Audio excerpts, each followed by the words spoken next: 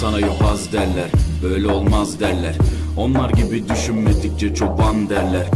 Biz Müslümanız, düşüncemiz hüsnü zandır. Bak istediğin güçle saldır, biz Rabbe müptelayız. İşimde Allah, dilimde Allah, zikrimde Allah, fikrimde Allah, aklımda Allah, aşkımda Allah, aslımda Allah, kanımda Allah. Hasbi Rabbi Cellallah, ma fi kalbi gayrullah, Nur Muhammed sallallahu